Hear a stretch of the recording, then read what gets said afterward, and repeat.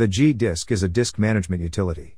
It allows us to create, manage, and delete standard GPT partitions on Linux. We can create partitions only on the disk having free unparted space. We can use the lsblk command to list all attached hard disks and their partitions. As we can see here, this system has 3 disks. This disk contains the operating system. These disks are blank. We can use any one of these to practice the gdisk command. The gdisk command needs the disk's absolute path as an argument.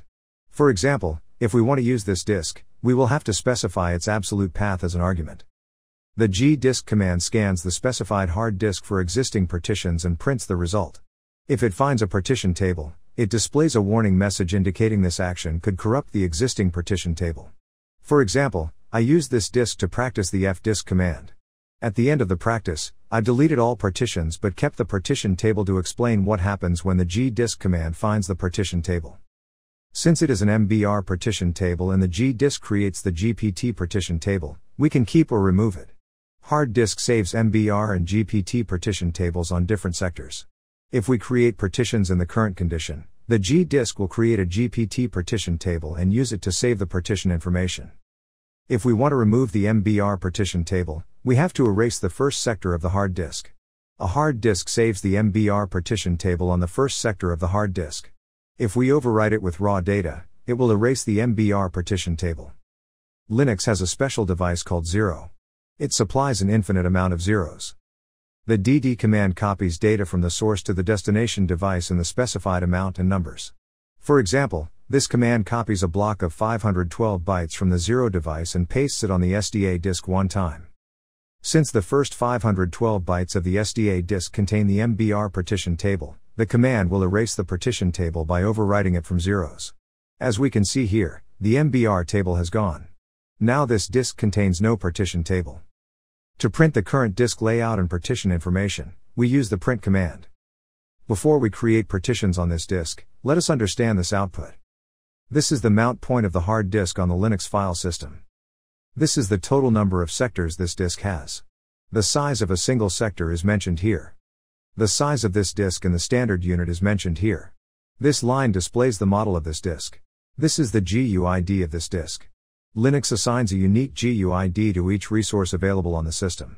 You can access all resources using their GUID. This is the maximum number of partition entries the GPT partition table can store. The gdisk uses the GPT partition table to save the partition's information. It uses 32 sectors to save the GPT partition table. Since the first sector is reserved for the MBR partition table, it does not use the first sector. It uses 32 sectors after the first sector. For redundancy and backup, GPT saves the same information again at the end of the disk. After excluding the reserved sectors, it allocates all available sectors for partitions. However, by default, it does not start the first partition from sector 34. To properly align partitions, it uses a standard block size of 2048 sectors. These are the total number of sectors available for partitions. Currently, this disk has no partitions. To create a new partition, we use the n command. It needs 4 arguments: partition number, first sector, last sector, and partition type. It uses a default value for all arguments. If we do not specify a custom value, it uses the default value. For example, if we do not specify the partition number, it automatically selects the next partition number after the last partition's number. By default, it starts the first partition from sector 2048. If we want to start the partition for any custom sector, we can specify that sector number here. By default, it selects the last available sector as the last sector of the partition. If we keep the default value, it creates a single partition of all available disk space. If we want to create multiple partitions, we need to specify the size of each partition. We can specify the partition size in sectors or the standard data units. For example, to create a 1 gigabit partition, we will use +1G as an argument. By default, it creates partitions for the Linux file system. But if we want to create a partition for any other type, we have to specify the hexacode of that type here. We can use the list command to view the hexacode of all supported partition types. Let us keep the default partition type. To verify the partition, we can view the partition table again. Let us create one more partition of 1 GB. Use default values for partition number, starting sector, and partition type. Specify size to 1 GB. Print the partition table again to verify the new partition. Let us create one more partition. Use default value in all options. Since we use the default values in starting and ending sectors, it would create a partition that spans till the last usable sector starting from the next sector of the last partition. On a production system, we should always create partitions using the recommended block size. If we create partitions using the recommended block size, it automatically aligns them. Aligned partitions are much easier to manage and troubleshoot. However, it is only a recommendation, not a restriction. We can create a partition on any contiguous sectors. For example, if we follow this recommendation, we cannot create an additional partition. But, if we ignore this recommendation, we can still create one more partition. On this disk, Sector 1 is reserved for the MBR partition table. The next 32 sectors are reserved for the GPT partition table. After excluding all reserved sectors, all remaining sectors can be used to create partitions. If we see the current disk layout, sectors between 33 and 2047 are still available. Although it's not recommended, we can create a partition on these sectors. Let us create a partition on these sectors as well. Keep default values on all options. We have utilized all available sectors. Now we cannot create another partition. To verify it, let us create another partition. As we can see here, no free space is available to create the new partition.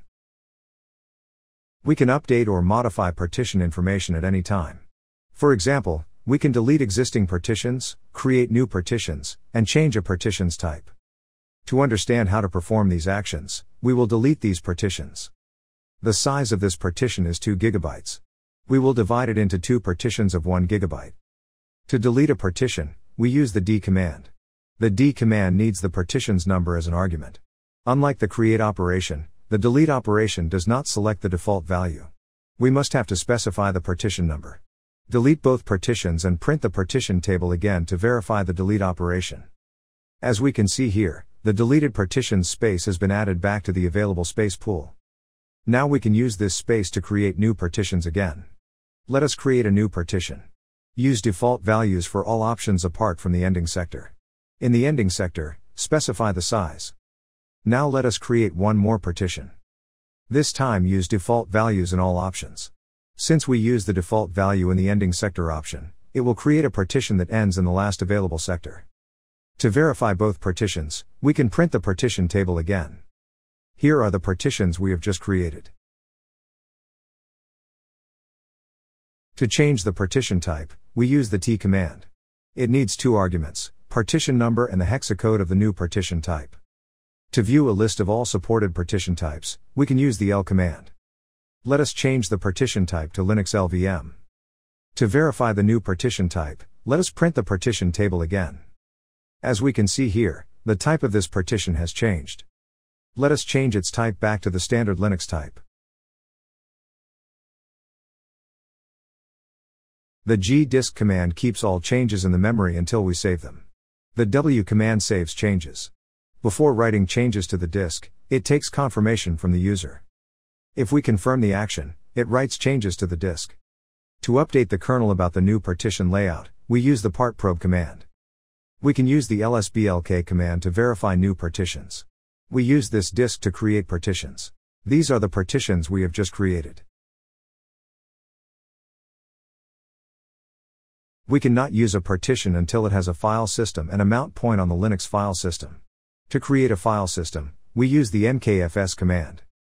It needs 3 parameters, the T option, the name of the file system we want to create on the partition, and the absolute path of the partition on which we want to create the file system. For example, this command creates the ext3 file system on the SDA1 partition. To create the ext4 file system on the SDA2 partition, we will use this command. Let us create the xfs file system on the SDA3 and SDA4 partitions. Starting from RHEL7, XFS is the default file system on Red Hat Linux.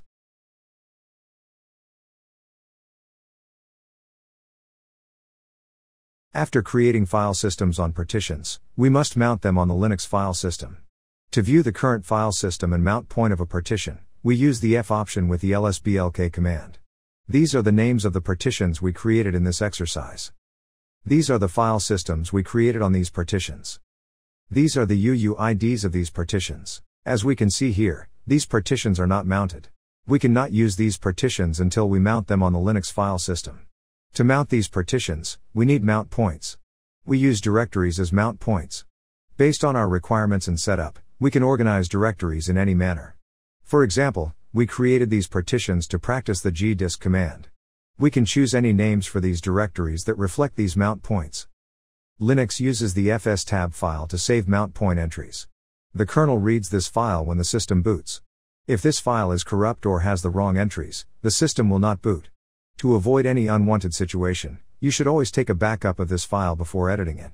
A backup copy allows us to restore the system to a working state if anything goes wrong. This file saves each mount point entry in a separate line. Each entry has 6 fields. The first field describes the name or UUID of the device or partition we want to mount. We can use anyone from these in this field. The second field describes the mount point's name. In this field, we will specify the directory's path we created for this partition. The third field describes the file system this partition has. The fourth field describes the mount options associated with the file system. For practice, you can use the default option here. In the fifth and sixth fields, we use a value of 0. The dump command uses the fifth field to determine whether the mounted device or partition needs to be dumped during the boot time. The fsck command uses the sixth field to determine whether should it check the file system on the mounted partition or device. To enable these options, we need to use a value of 1 in these fields. If we enable these options, it will improve system performance, but increase the boot time. On a production system, based on your requirements, you can enable these options. Since we created these partitions only for practice, we do not need to enable these options. Save the file. To test these partitions, we need to restart the system. The kernel uses the fstab file to mount partitions at boot time. If it fails to mount any partition, it halts the boot process. If the system boots normally, it verifies all partitions specified in the fstab file have been mounted successfully. We can also verify partitions after the login. Run the lsblk command with the F option to verify partitions. These are the partitions we created in this exercise. As we can see here, now these partitions have a file system and mount point. We can access these partitions through these mount points. ext file system creates and uses a folder called lost plus found on the partition to store files that were recovered by the fsck utility during a file system check and repair process. XFS file system does not use this folder. We can also create a directory and file to verify these partitions are ready to store data. To delete a partition, first, we need to remove its entry from the fstab file. If you have taken the backup of this file, you can use that to restore the original file. Removing entries from the fstab file does not remove entries from the partition table. As we can see here, the partition table still contains partition information. To delete these partitions, we have to remove these entries. To remove a partition's entry from the partition table, we use the d command. Let us remove all partitions that we created in this exercise. To apply changes, we use the write command. Let us save the changes. To update the kernel about these changes, we use the part probe command. If we have used the partition in the current session, the part probe command will not update the kernel. To update the kernel about these changes, we need to restart the system. Let us restart the system. The kernel reads and applies the partition information at the boot time. If the system boots normally, it verifies the kernel has mounted all partitions specified in the fstab file successfully. Log in again from the root account. After login, we can use the lsblk command again to list partition information. As we can see here, now this disk contains no partitions. We can also check the file and directory that we created for testing on the partition. As we can see here, the file and directory that we created for testing on the partition have gone. It verifies the partitions we created for testing have been deleted. That's all for this video. If you have any suggestions, comments, or feedback about this video, please share them in the comment section given below.